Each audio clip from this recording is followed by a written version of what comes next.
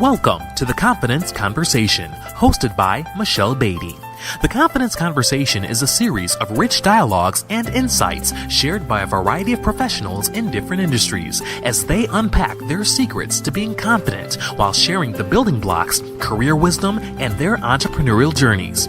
The Confidence Conversation is an expansion of the blog CareerTipper.com. Hello and welcome to the Confidence Conversation. I'm your host, Michelle Beatty, creator of CareerTipper.com. Episode 6 of the Confidence Conversation features Henry Campos. Henry is a seasoned professional with over 30 years of experience in the corporate and the nonprofit arenas. Henry currently specializes in event crisis management for one of the largest event technology companies in the United States. He helps turn disaster events into stellar productions for his clients. He brings their vision for the event to reality. Henry is going to share how his diverse professional experiences of his past are the perfect blend that reinforces his know-how of being a confident leader, a leader that is establishing a legacy of excellence and discussing the why behind having a credible and valued work ethic is a must-have for all professionals to develop daily. Henry, welcome to the Confidence Conversation. Well, welcome, Michelle, and thank you for having me. It's a pleasure being here with you. Thank you. Henry, I know that you're a man on the go, so thank you for setting aside time to spend with me and the listeners of the Confidence Conversation. Please share with us where your path began to having career longevity in event crisis management. You know, Michelle, I started way back in my younger years as a technical specialist with a leading document company. And back then, I really didn't see it as crisis management. Everybody thinks that their situation is a crisis, but I didn't look at it like that. I just looked at it as it was just my job to go out there and fix the problem they had. So I really didn't see it as a crisis situation. So is there a particular vertical of business within event crisis management that you favor more than others? Absolutely not, Michelle. I enjoy crisis, period. It's what I have been doing for all my life. It's built into my DNA. And the more crisis I have at work, the better I feel I perform. So you like solving, like Superman, like solving the problems. You're here to save the day. Exactly. You know, I like to go in where other people can't find the solution. And I go in there and just think about it because every crisis really has a solution. It's just how you process the information in your brain. If you get involved in the crisis, then there's no way you'll have the solution. So you have to be the solution, not the crisis. Fantastic. Henry, without a doubt, you are confident in your skills and abilities and presence. How do you keep your confidence stride strong during moments of high pressure and tension? You really want to give my secrets away, Michelle. You know, I do. I think what I do, Michelle, is I really try to leave work at work and separate my home life and my work life. And when I'm in that mode of work, I just decide that that's what I'm going to do. I'll take care of it. But as soon as the crisis is over or any high pressure situation is over, I totally disengage and just become a regular old guy. That's empowering. It's empowering knowledge because sometimes I think people, just generally speaking, they're so passionate about their industry and what they do. Like clearly you're passionate about event crisis management. So sometimes I think it ends up being like a frequent reminder for people like, okay, disconnect. So to hear your passion come through about what you do and that's something that, you know, that's a best practice for yourself is disconnect right after. I think that might empower a listener. Yeah, I think, Michelle, you know, absolutely. I think that's one of the biggest mistakes that we make is that, you know, we get in crisis situations and then we don't learn how to turn our minds off to the crisis where you have time to really refuel your brain so that you can really think about things in a normal aspect. Because when you're in crisis mode, you know, you're dealing with so much information that you're trying to process that if you try to be like that every day or every moment of the day, your longevity is pretty short. Understood. So one way you have established your career legacy is by teaching and grooming your son to have career success within the same industry. So what is the key business ethics you view as essential for your son to maintain while carrying on the career legacy? I told him that there were three things that I really wanted to empower him with, and that was integrity, know your trade, and don't sweat the small stuff. Those were three things that if you really keep in your mind will take you a long way. So I told him that. And it seems to have worked because he's been in the business now, I think it's 10 years. And he's doing pretty well for himself. That's awesome. Why were those three the most important? Because you could have said some of anything. So what made those three stand out to you the most? Integrity, number one, is because you have to live with yourself. So you have to be integrous so that when you're speaking to your clients in a crisis situation, that they know that you are being as forefront as you can be. Number two, homing your trade, you really have to know what you're doing at all times. You have to be in control. And if you don't know your trade, then what are you doing? And number three is just being honest. It's just honesty. Michelle, they all kind of encompass each other. Mm-hmm. So it's really hard to say why I choose them. It's just the way I choose to live my life. You're just sharing your personal compass of what makes Henry Henry. And so what is your favorite movie? Michelle, you promise not to laugh? My fingers are crossed behind my back. My favorite movie is actually Top Gun. Ooh, Tom Cruise. Exactly. Why Top Gun? Well, when you look at the movie, you notice that Tom Cruise himself is a powerful pilot. Yes. But because of a traumatic situation, he loses himself. And he never really was a team player. But towards the end of the movie, he makes a very powerful statement that I've kind of lived my life the last 10 or 15 years. He says, I won't leave my wingman. At that time, Tom Cruise, who is a tremendous pilot, he loses his father. He tries to be the best that he can be at all costs, causing tremendous damage to a Navy fleet, not knowing that towards the end of the movie, he's going to have his desired outcome. And his desired outcome was to be a Top Gun pilot. But in the middle of that, he loses Goose. He loses his confidence. He can't deal with the crisis. So he becomes the person that he didn't want to become all along, which was this insignificant person. But then he finds himself because one man says to him, stay in the plane, get him up in the air. I have faith in you. If you can't find nobody to fly with you, I'll fly with you. And at the end of the movie, as you know, he says a tremendous word because he says, I won't leave my wingman. Well, what was Tom Cruise's problem? The problem is that he was a loner. He wanted to do everything by himself. He didn't play by the rules. And he had to learn how not to leave his wingman because his strength was in being a wingman to somebody who was not as good as him. But because they put both their strengths together, they were able to take out, I think it was 6 or 8 planes with only 2 American F-150s. Well, Henry, I think I need to go watch Top Gun again. I'm telling you, Michelle, I had an epiphany when I saw that movie.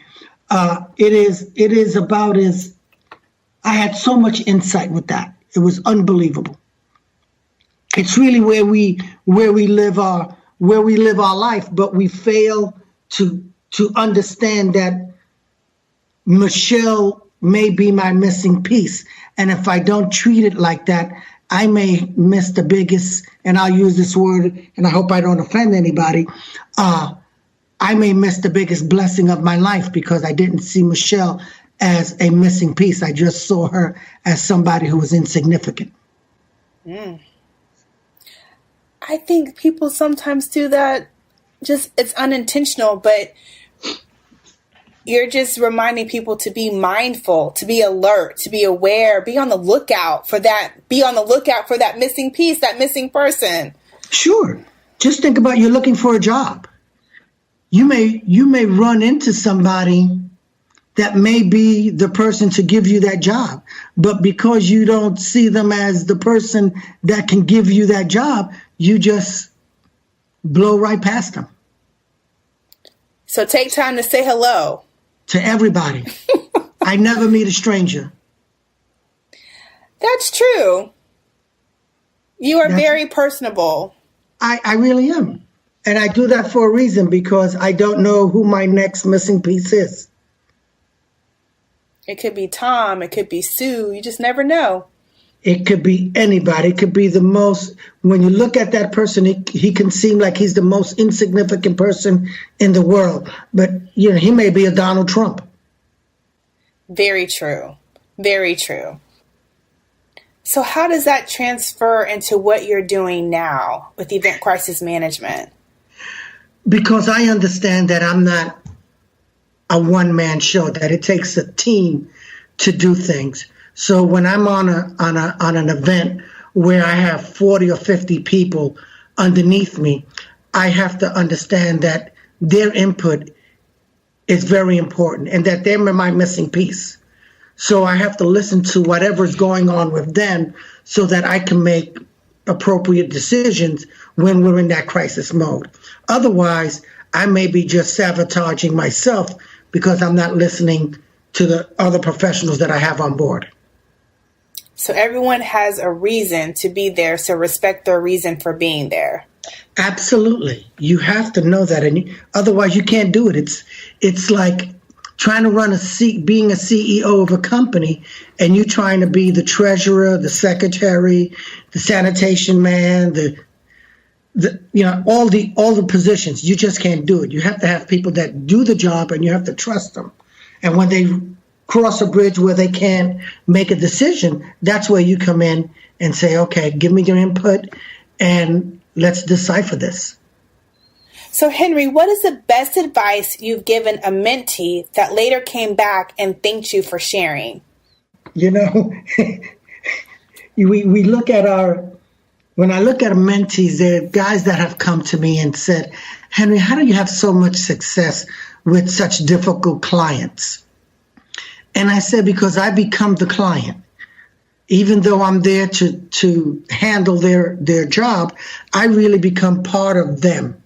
So I look at what they're trying to accomplish and move in. Where most people do not do that. They just see them as a client and they move forward. Well, this gentleman was doing just that. He just saw a client as a client. And when the client got upset, he got upset with the client. I said, you have to learn to separate yourself. Well, it took him a couple of times to learn that. But at the end, he came back to me and he says, you know, Henry, thank you so much for giving me that advice. Because when I became part of their team, I really understood what they were trying to do, even though I had a different plan. So I think that's what was the best thing for me as a mentee, coming back and thanking me. And what you do, Henry, it seems to me that you're constantly reiterating the importance of team. Like every answer you've shared, every response you're sharing, it's the reiteration of team. And having a clear understanding of that has definitely reiterated your success. How do you teach that to your mentees and your team that they embrace it so well that, because that reiterates your success. So because you have a clear understanding, you've clearly in some way or some fashion have transferred that knowledge to your team. What is your thought process behind that? What are you always cognitive of when you're teaching that to people, and how do you do that? Well, first I understand, Michelle, that not everybody's thought process is the same as mine. So what I try to do is, again, treat everybody as an individual, and then let them know that there's really two outcomes you can get. You either can get a good outcome or a poor outcome, or how do I say this? You can change somebody's mind by being part of them. So what you try to teach them is, listen, do you want to work hard or do you want to work smart? So working hard means going up against something and not really getting to the outcome. If you're working smart, you become part of the solution. So what I do with them is I let them know your opinion to me is valuable. And I want you to give me as much input as you can. But then I have to be able to give you my input instead of saying, we're a team. We either swim together or we sink together. And when you do that, people are receptive to that and they understand that. That's awesome. I can dig it. Okay. So what is your daily must-have? Well, I have two of them, Michelle, and I hope you don't mind me sharing them with you. And I'll start with the latter first. Starbucks is one of my daily things that I got to have. I got to have my grande white chocolate mocha with coconut milk and soy, whipped cream. If I don't have that, I probably have a crisis all by myself. But my first thing that I must have in the morning is my alone time with my wife, where I make sure everything with her and I is at peace. I will not leave my house unless my wife and I are on one accord with what's going on for that day. I cannot be successful at my work if my home life is in total disarray. It's an impossibility. If you're taking that psychosis of what's going on at home into your work, you just have compounded your crisis. So I make sure that everything at home is in its right place before I go anywhere else. So that's one of my big must-haves. I love it. Thank you for sharing that. A lot of my listeners are leaders. They're leaders in the making. They're leaders for various organizations at different levels. And it's important to be reminded that your home life is a factor. And that, Michelle, even whether you're married or single, you have to have that. There has to be a place in everybody's life where they can go and it'll be their safe haven. And that one place really should be your home. When you get home, that should be your refuge. That should be the one place where, as my son would say, you can kick it back and rejuvenate yourself. The problem is a lot of times we don't do that, whether you're married or single. Me, I've been married, so I have to make sure that my home is at peace, because it's the one place I come to where I need to rejuvenate myself and be peaceful. Psychosis is terrible. And that's what happens. I hear you. And if you're single, just make sure it's a home you want to come home to. Well, that's exactly right. Again, when you're single, it's a different dynamic. You have to have an inner peace with yourself. And when you come home, you really have to turn off your mind to the things that are going on, because there's so many things that you're thinking about. You're thinking about your job. You're thinking about groceries. You're thinking about bills. You're thinking, whether, you have a significant other, So sometimes you just got to tune all of that out so that when you do come home, you can say, I'm at rest. And all the problems in the world stop right at the door. Unless it's a major crisis, nothing enters that door for whatever many hours you're at home, the 10 or 15 hours you're at home. I love that. I recently was reading a meditation article. That particular article, she was talking about creating like space, like creating your sacred space. So she made a list of all her favorite things. Like when she vacations, she likes staying at the Westin Hotel, and she likes the sheets. So she called the Westin Hotel and found out where they got their sheets from and ordered their sheets. She likes certain pictures from certain vacations, so she went and turned them into murals and put them throughout her home. So everywhere she turned, in every place she sat, in every place she dined within her home, it just infused her with happiness and joy. It's a very interesting article. No, and she's right. Just like I do, there is so many things out there that take the joy out of you. So if you don't surround, I read an article one time, and it said, for every negative word you hear, you have to say 7 positive words to counteract that one negative word. And my mind went back to saying, how many negative words have I heard in my lifespan? That's a big ratio. It's a very big ratio. So, just think about that. If you're having to infuse 7 positive words for every negative, that's a lot of positive affirmation that you got to say to yourself on a daily basis, just to come home at the end of the day with a positive attitude. Intense, but it's worth it. Yes, ma'am.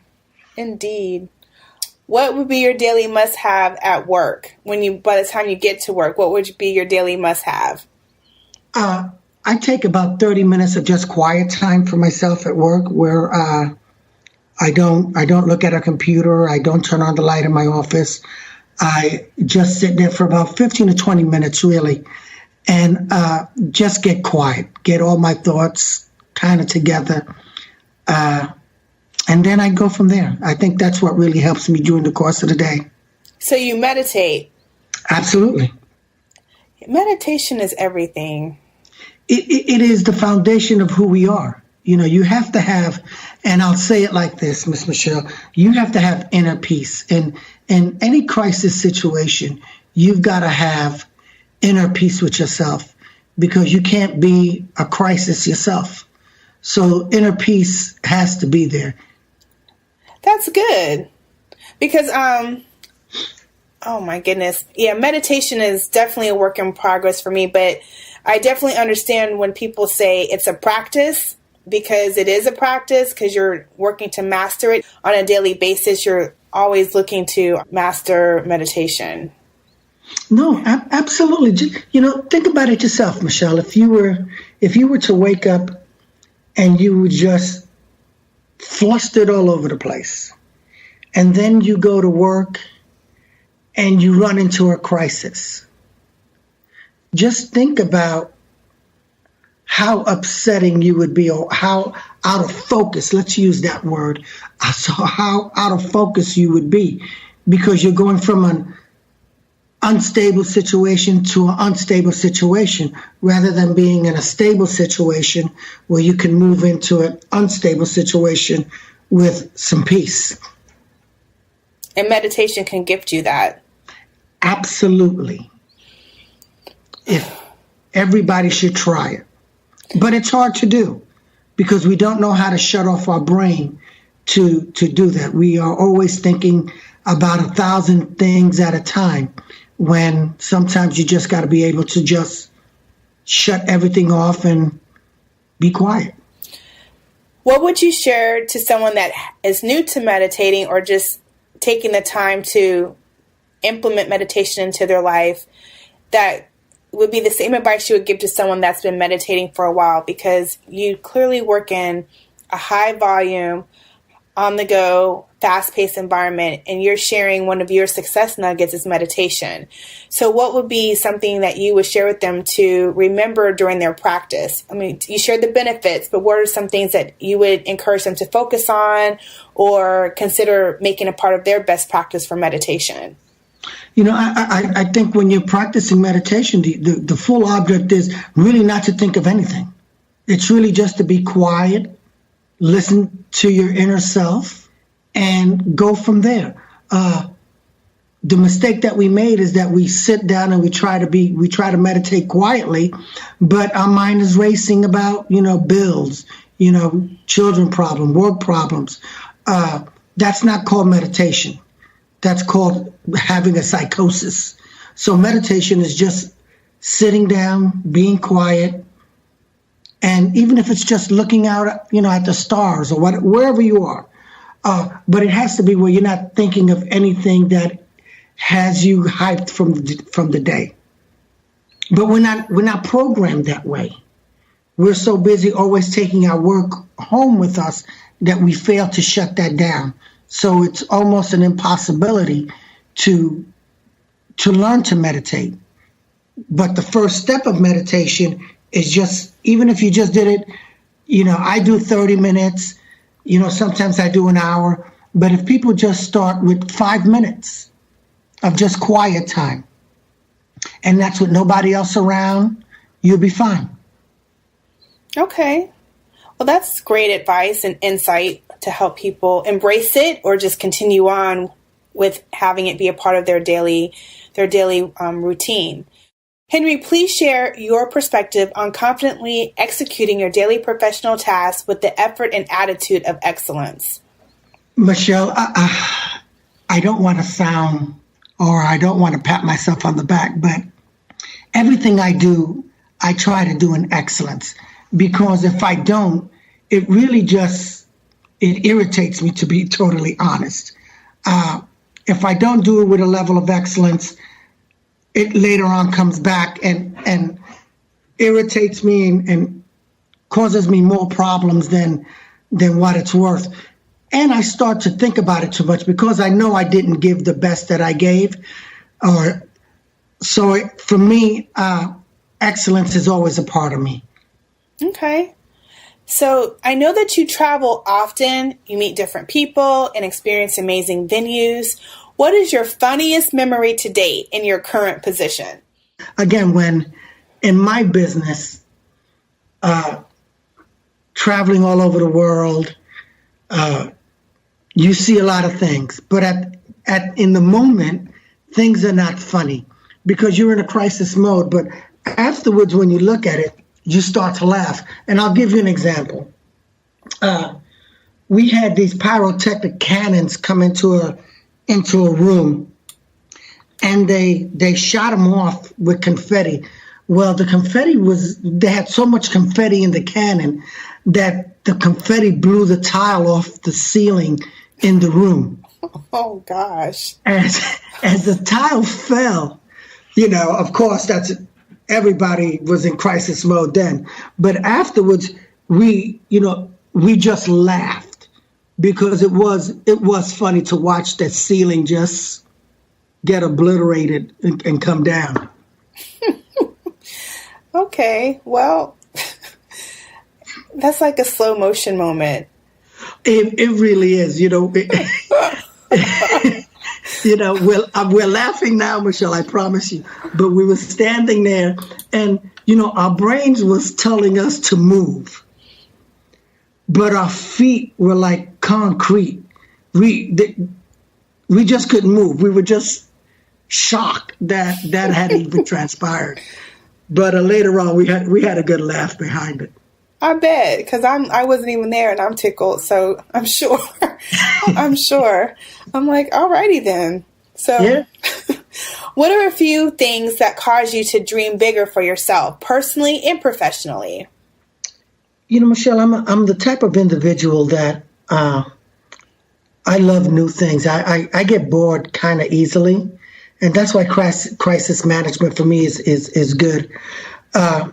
So I try to do anything that I feel I would like to do. I don't leave any stone unturned. I live under the principle, it's better to have tried it and not succeeded than to not try it and have a regret. Do you have regrets? To be honest, no, because I live my life like that.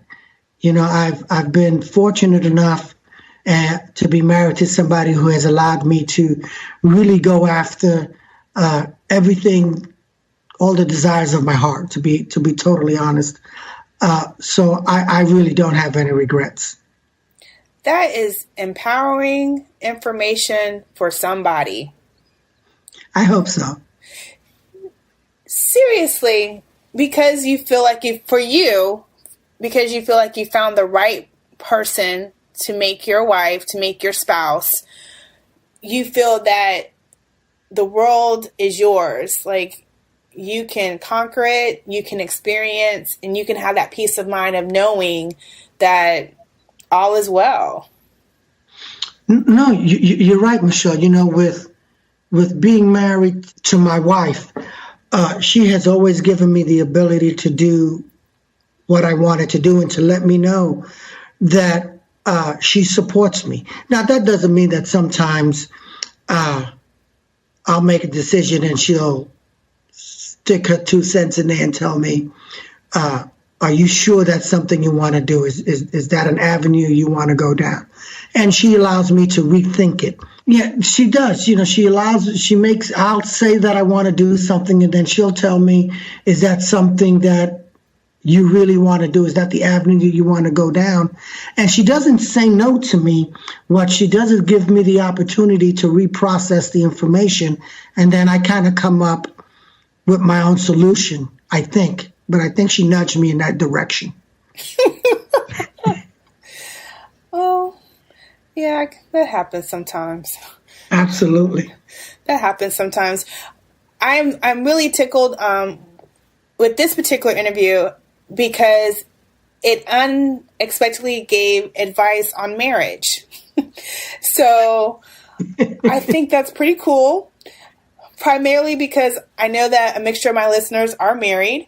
And I think that your aspect of it, taking time to connect and to be in tune and have the start of the day conversations with your spouse and then just do the check and balance. Sometimes someone might not feel that that's applicable, that they might feel that they can depend on their spouse because everyone has a different perspective of marriage and what it takes to make a marriage work. Not everyone has the same philosophies, and it might be a reminder for someone that's listening, or it could be insight for someone that I'm not able to make the connection of why there's a disconnect, and it could be affecting their work, which could be affecting their confidence. So it's just amazing how everything kind of trickles into being confident.